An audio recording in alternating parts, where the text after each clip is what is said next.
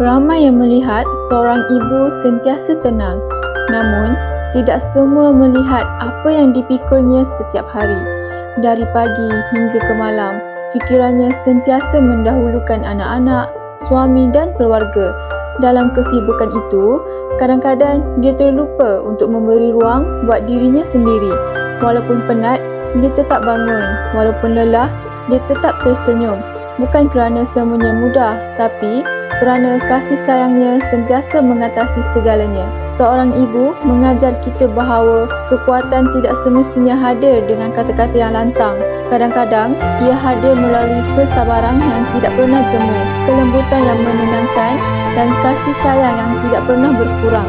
Mungkin dia tidak pernah menganggap dirinya luar biasa, namun di mata anak-anak dan keluarganya, dia tempat pulang, sumber kekuatan dan insan yang sentiasa ada dalam langkah kehidupan.